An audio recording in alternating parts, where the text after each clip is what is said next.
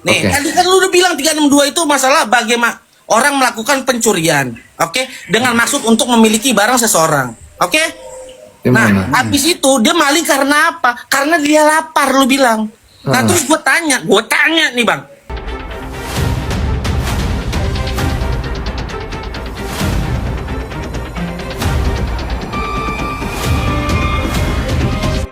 Oke, buat yang bingung kenapa kasus skincare ini rame banget, aku kasih rekap lengkapnya berdasarkan berita terbaru. Simak baik-baik ya. Mengutip inilah.com, dokter detektif alias Doktif membongkar dugaan borok produk Glavitsia Glowing Booster Cell milik Reza Gladys. Poin 1, markup harga. Modal 70.000 dijual 1,5 juta. Untungnya nggak ngotak. Poin 2, izin edar. Produk ini pakai microneedle alias jarum, jadi diduga nggak punya izin edar BPOM kosmetik yang sah. Poin 3, stiker manipulatif. Ada dugaan stiker tanggal expired baru ditempel di atas yang lama. Doktif bilang ini sangat mencoreng profesi dokter. Jadi ini peringatan buat kita semua untuk stop FOMO alias fear of missing out dan mulai kritis. Cek legalitas sebelum check out keranjang kuning kalian. Sebenarnya lucu ya. Lucu banget ya, sumpah.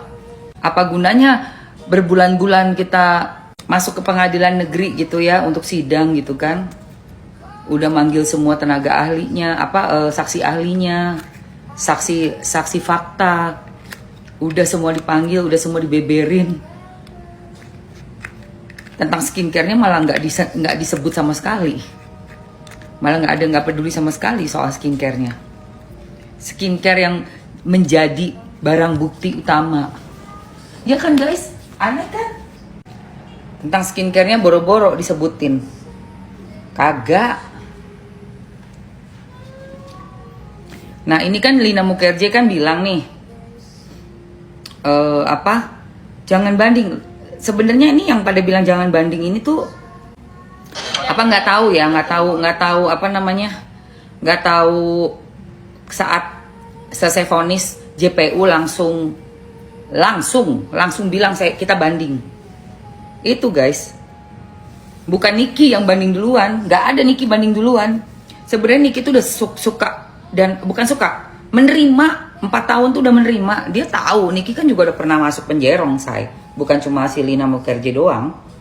Tapi lu mau ngomong apa kalau dipepet sama JPU-nya yang langsung minta banding? Ya pasti lo akan fight lagi lah untuk banding. Kalau enggak ya berkas-berkasnya JPU doang yang diterima. Seenggaknya kan masih ada harapan kalau kita masukin berkas kita juga, kan gitu.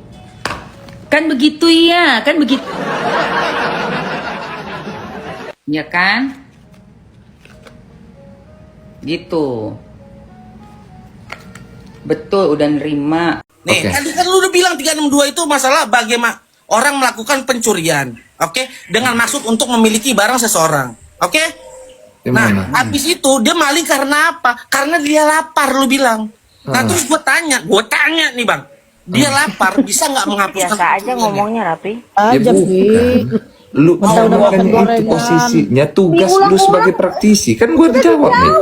Tidak, bukan tugas bang. Berarti elunya, praktisi. kalau elunya sebagai praktisi. lawyer, mendampingi klien lunya sebagai itu, bahwa Kok jadi ya lu kan masalah? bersalah.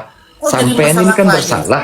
Sampean ini kan maling. Ya penjara sampean ini 5 tahun sampean ini. Berarti mau begitu cara Anda untuk menjadi lawyer daripada Kok si jadi masalah maling itu. klien? Kok jadi masalah Rusak klien? kita. Kok jadi masalah kita jadi pengacara jadi di bawah-bawah?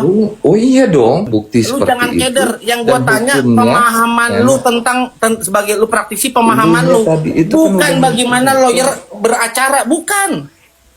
Pemahaman lu sebagai praktisi, bukan Iya bagaimana dong. caranya lu berpraktisi. Sebagai praktisi. Makanya tadi bukan. udah gua bejak. Tadi diskusi kita ini membahas tentang apa?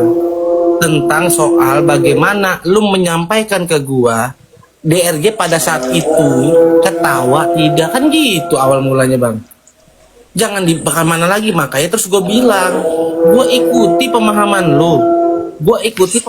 lu soal masalah DRG anggap ketawa tuh, oke?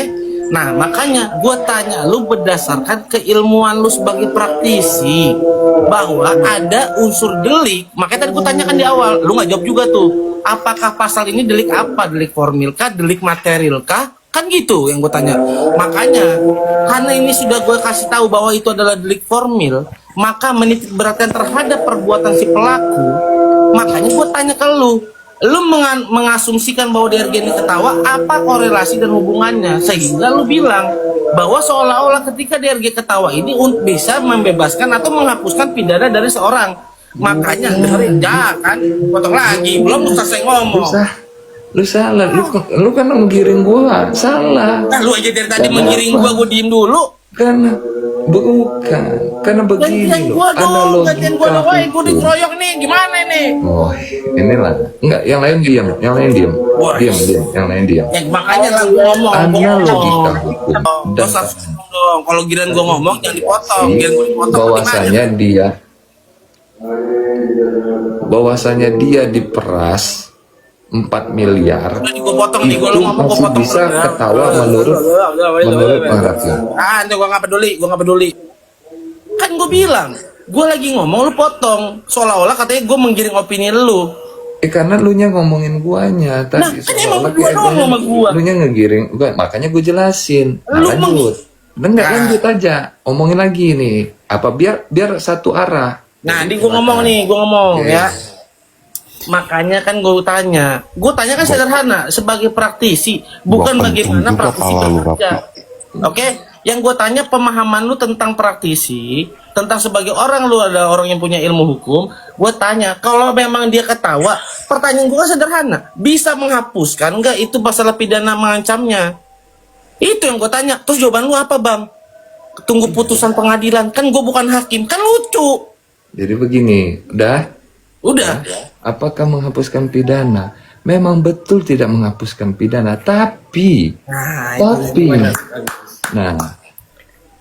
ada asas konstitusionalitas dan kita kan melihat dari fakta persidangan. Nggak mungkin juga panitra, hakim, masyarakat melihat mencatat itu tiba-tiba langsung, dia bersalah nih, karena meras nih, bersalah dia, udah. Kan nggak mesti harus begitu. Justru yang dipertanyakan tadi itu kan waktu pas saat ditampilkan di persidangan, dia merasa tertekan, terintimidasi, terancam itu karena dia diperas. Itu secara psikologi kan dilihat, dan itu dibuka sendiri dengan prinsipal daripada Bang Raffi. Itu dilihat, dibuka sendiri. Makanya kita sebagai praktisi hukum, khususnya saya, otak kan jadi traveling lagi. Apakah orang yang dalam kondisi tertekan, terancam, dan terintimidasi ini masih bisa ketawa, senyum-senyum? Berarti mens rea dari awalnya sudah tidak baik karena dia memberikan uang itu khusus. Nah, lu tahu nggak mens rea artinya apa? Mens rea apa? Mens rea. Kalau bisa bilang DRG mens rea? Coba jelasin nama lu nya. Ini kan gue lagi ngomong, jangan lu nyela. Kalau lu yang ngomong, nggak boleh disela. Mens rea itu apa? Jahat banget. Iya, makanya itu lu nya kan posisi dengar dulu. Nah, sudah. Nah, sekarang ini yang tadi pertanyaan guanya aja, bagaimana menurut Bang Raffi sebagai praktisi hukum melihat orang itu apabila dia dalam kondisi tertekan, terpaksa, terintimidasi, masih bisa ketawa-ketawa dan memberikan uang? Gimana menurut Bang Raffi? Oke, gini ya. Jawabannya sangat sederhana, ya. Faktanya pada saat itu ada proses media sosial, ada pembulian terhadap DRG dan dihancurkan kredibilitasnya. Itu DRG sudah dibuktikan di psikolog bahwa kondisi dia pada saat itu dia mengalami tekanan mental. Itu ada. Oke, jelas kalau soal masalah psikolog mental. Tetapi karena ini perbuatannya berbeda tentang masalah bukan pencemaran nama baik, tapi pemerasan, berarti kita melihat konteksnya adalah perbuatan mengancam si pelakunya, Bang. Kalau putusan udah jelas nih kita bersalah. Ya udah lu jangan ngeyel kalau dia nggak bersalah kalau gitu. Nah, tapi kan kita masuk kepada ranah prosesnya kan lu. Lu praktisi tapi proses ngeyel. peradilannya yang dimana Lu praktisi hukum tapi kalau lu ngeyel. begitu Lu bukan caranya, kapasitas ke di sini depan untuk mewakili terjadi di kepentingan dalam NM, tapi lu keluarganya berbicara Bang seolah-olah Rocky, NM tidak bersalah. Lu siapa? bahwasannya Lu praktisi dituduh bang. terkait dengan Hargai makar putusan dan pengadilan. juga Hormati terkait putusan dengan pengadilan. masalah Lihat teroris, putusan berarti pengadilan Unya dan akan fakta hukum. membela. Jangan ngoceh-ngoceh. Kan Unya anggap. Kita bahas Nikita toh, vonis Nikita toh. Nikita divonis atas dasar pasal apa? 27B ayat 2. Abang tahu nggak pasal itu? Oke, isinya coba kalau abang tahu, coba isinya. Saya Abang jelaskan. pengacara nih. Oke. Oh, Saya itu jelaskan. sepengetahuan saya itu seorang pengacara. Saya Seorang yang mengetahui jelaskan. hukum. Mata lu mana juga kak, udah takutnya gua. Siapa yang takut? Kita ngomong Lu macam-macam udah kayak saya ngerasa ini bang ya. Jangan dibawa dengan emosi. Jelas. Jangan dibawa dengan Ini emosi. saya emosi karena tidak ada pembodohan. Pembodohan. Nggak ada pembodohan. Inilah namanya diskusi. Inilah namanya diskusi terang. Inilah namanya diskusi. Jangan dibawa dengan emosi. Jangan dibawa dengan emosi. Jangan dibawa dengan emosi. Di sini Bener nih, tinju nih. Nggak ada pembodohan. Nggak ada pembodohan. cuma yang pembodohan. Ada pembodohan. Itu kan kalau pembodohan itu kalau orangnya mau Yang dibodohi. lain. Kami Coba, tidak coba, merasa tahan dulu. dibodohi.